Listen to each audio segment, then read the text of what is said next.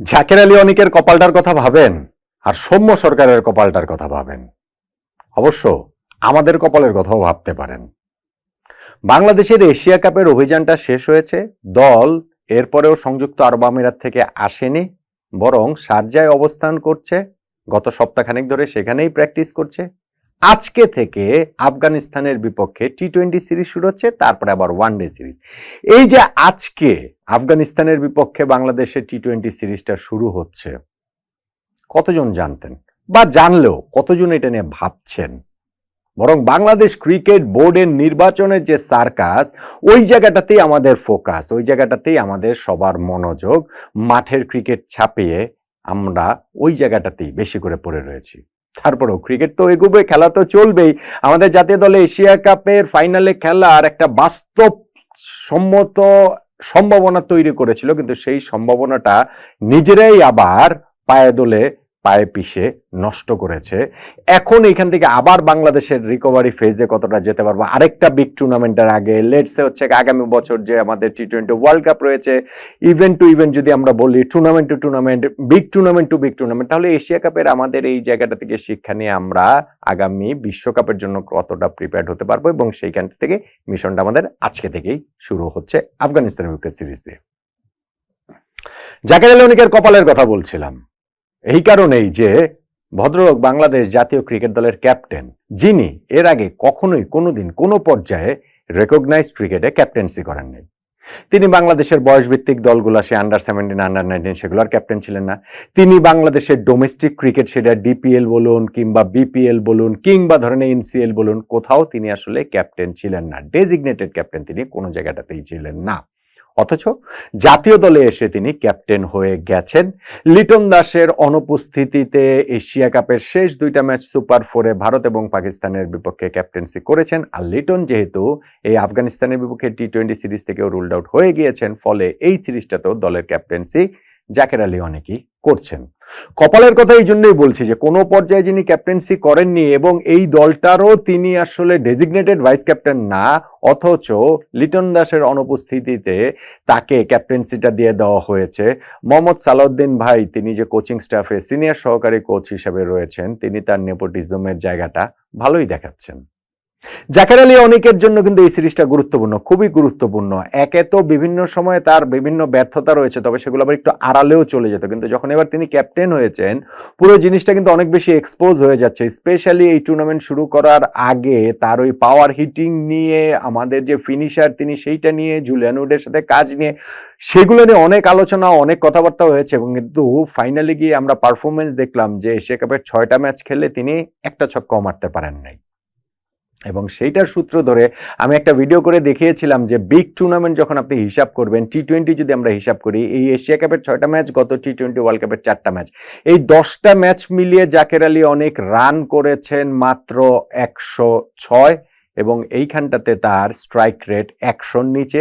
এই দুইটা টুর্নামেন্ট মিলিয়ে তিনি ছক্কার যে সংখ্যাটা, সেই ছক্কার সংখ্যাটা হচ্ছে গিয়ে 0, একটা ছক্কাও মারতে পারেননি। 4ও মেরেছেন টোটাল এই 10 ম্যাচে মাত্র 8টা। সো দুইটা বড় টুর্নামেন্টের যেই ক্রিকেটারের স্ট্রাইক রেট 100-র নিচে, 10টা ম্যাচ খেলার পরেও কোনো ছক্কা নেই, মাত্র 8টা 4, তার হাতে যখন ক্যাপ্টেন্সিটা চলে যায়, সেটা শুধু আপৎকালীন একটা টুর্নামেন্টের মাঝপথে পেয়ে দুটো ম্যাচ নয়, বরং একটা পুরো সিরিজের জন্য, তখন তো আসলে তার কপালকে একটু ঈর্ষা করতেই পারেন আপনি। আর সৌম্য সরকারের কপালের কথা বলছিলাম, সেটা আবার দুর্ভাগ্যের কারণে। দুর্ভাগ্য হয়তো না, বাংলাদেশ ক্রিকেট বোর্ডের এই জায়গাটাতে প্রায়োরিটি নাই, সেভাবে বলতে পারেন। আজকে আফগানিস্তানের বিপক্ষে বাংলাদেশের ম্যাচ, আজকেও তিনি ঢাকাতেই রয়েছেন, বাংলাদেশে রয়েছেন, দলের সঙ্গে গিয়ে যোগ দিতে পারেন নাই। বাংলাদেশের এশিয়া কাপ অভিযান শেষ হয়ে যাওয়ার পরে 2 দিনেও লেগেছে আমাদের স্কোয়াড ঘোষণা করতে আফগানিস্তানের বিপক্ষে সিরিজের, তারপরে আরো 4 দিন পেরিয়ে গেছে, কিন্তু সৌম্য সরকার তার ভিসা, বাংলাদেশ ক্রিকেট বোর্ড এখনো ওই ভিসা অ্যারেঞ্জমেন্টটা করতে পারে নাই। কেননা এইটা হয়তো তাদের প্রায়োরিটি না, তারা ওই ক্রিকেট বোর্ডের নির্বাচনের ছক কষা, কে আসবেন কে যাচ্ছেন, এই ওগুলা নিয়ে তারা ব্যস্ত আছে। এখন তো যেহেতু তামিম ইকবাল তিনি সরে দাঁড়িয়েছেন এবং তার নেতৃত্বাধীন যে প্যানেলটা, বা তাদের নেতৃত্বাধীন ঠিক আছে, ওই যে তাদের সম্ভাবনা যে প্যানেলটা 15-16 জন, যে তারা যেতে নেই, নির্বাচনটা তো তাহলে খুব ইজি হয়ে গেছে। এখন বোধহয় সৌম্য সরকারের ভিসা প্রক্রিয়াটার দিকে বাংলাদেশ ক্রিকেট বোর্ড একটু মনোযোগ দিতে পারে, তাহলে আজকে না হলেও পরের ম্যাচগুলোর জন্য গিয়েও হলেও তিনি যেন দলের সঙ্গে যোগ দিতে পারেন। প্রথম ম্যাচে তো আসলে তার খেলার আমি কোনো সম্ভাবনার জায়গাটাই দেখতে পাচ্ছি না। এখনো ঢাকায় আজকে রাত্রে নয়, বাংলাদেশ সময় 9টার সময় খেলা শুরু, কিন্তু নিশ্চয়ই আজকে গিয়েই তিনি 11-এ খেলবেন না। কালকেই আবার সেকেন্ড ম্যাচ, সেকেন্ডটাতে খেলেন নাকি হচ্ছে 5 তারিখের ম্যাচে খেলেন, নাকি পুরো টি-20 সিরিজটাই সৌম্য সরকারের ভিসার কারণে না পাওয়ার কারণে মিস হয়ে যায়, কে জানে। আফগানিস্তানের বিপক্ষে এই সিরিজটা বাংলাদেশের জন্য চ্যালেঞ্জিং হবে। হ্যাঁ, আমরা এশিয়া কাপে আফগানিস্তানকে হারিয়েছি, খুবই সত্যি কথা, এবং আমরা একটা মোটামুটি মডারেট স্কোর ডিফেন্ড করেই তাদেরকে হারাতে পেরেছি। তবে খেলাটা এবার হবে শারজাতে, যেই শারজা হচ্ছে আরো অনেক বেশি স্পিন ফ্রেন্ডলি, এবং সেই শারজাতে আফগানিস্তানের জন্য তাদের স্ট্রেংথে তারা খেলতে পারবে, এবং বাংলাদেশের জন্য ওই জায়গায় কনসার্নের জায়গাটা রয়েছে। শারজাতে আফগানিস্তান 30টা ম্যাচ খেলে 20টা ম্যাচ জিতেছে, এবং যদি তারা আগে ব্যাটিং করে তাহলে তো কথাই নেই। সেই জায়গাটাতে সর্বশেষ 6টা না 8টা ম্যাচ আমি দেখছিলাম যে টানা যে তারা আগে ব্যাটিং করেছে সবগুলাতেই তারা জিতেছে। সো বাংলাদেশের জন্য ওইটা একটা চ্যালেঞ্জ থাকবে, তাদের ওই রশিদ খান, নবী, তাদেরকে হচ্ছে গিয়ে সামলানো হচ্ছে গিয়ে তাদের স্পিনারটাকে, সেইটা একটা চ্যালেঞ্জ থাকবে। আফগানিস্তানের এই সিরিজের জায়গাটাতে তারা কিছু একটা নতুন অ্যাপ্রোচ নিয়ে খেলার চেষ্টা করছে, যেই জায়গাটাতে তারা তাদের ওইখানটাতে বেশ কিছু প্লেয়ারকে ড্রপ করেছে এই সিরিজের জন্য। সেখানটাতে করিম জান্নাতের মতো প্লেয়ারও ওইখানটাতে রয়েছে, গুলবাদিন নাইব রয়েছেন, এবং টি-20 সিরিজটাতে ইনফ্যাক্ট গাজানফারকেও তারা রাখেনি। ফলে আন্ডার পারফর্মারদের, ফজলক ফারুকও নেই, আন্ডার পারফর্মারদের তারা রাখেনি। তারা হচ্ছে গিয়ে নতুন ভাবে আবার একটা সিরিজ যেহেতু শেষ হয়েছে, এশিয়া কাপটা শেষ হয়েছে, নেক্সট টি-20 ওয়ার্ল্ড কাপ মাথায় রেখে ও আরেকটা অ্যাপ্রোচে তারা আসলে খেলাটা শুরু করছে। বাংলাদেশ সেই একই রকম, সেই জ্ঞানে সেই একই রকম ভাবেই আমরা আসলে এগিয়ে যাচ্ছি, যেই কারণে গত আফগান এশিয়া কাপের সিরিজের স্কোয়াড থেকে আমাদের আসলে কোনো চেঞ্জ হয় নাই। লিটন দাসের যেটা চেঞ্জ, তার বদলে সৌম্য সরকার এসেছেন, সেটা তো আসলে ফোর্স চেঞ্জ। এখন 11-এর জায়গাটা থেকে চেঞ্জ হবে কিনা, আমরা যে শেষ ম্যাচ পাকিস্তানের বিপক্ষে খেলেছি, খুবই হাস্যকর একটা 11 আমরা সাজিয়েছিলাম, স্পেশালি আমাদের ব্যাটিং অর্ডার। সেইখানটাতে টপ অর্ডারে 3 জন ছিলেন, তারপরে সব lower middle order batsman, middle order বলতে কোনো কিছু ছিল না। সো আজকের ম্যাচটা থেকে আমরা সেরকম অ্যাপ্রোচে খেলবো কিনা। সৌম্য সরকার যদি থাকতে পারতেন, অ্যাভেলেবেল থাকতেন, এই ক্ষেত্রে টিম ম্যানেজমেন্টের হাতে একটা বাড়তি অপশন থাকতো, কিন্তু এখন সাইফ হাসানের সঙ্গে আবার সেই টিমের 3 ওপেনারের মধ্যে সাইফ হাসান এখন প্রথম চয়েস হয়ে উঠেছেন, সঙ্গে পারভেজ হোসেন ইমন, তানজিদ তামিমকে ঘুরে ফিরে খেলানো হচ্ছে। আজকে কি তাদের দুইজনকেই খেলানো হবে কিনা, তাওহিদ হৃদয় আবার মিডল অর্ডারে চলে যাবেন কিনা।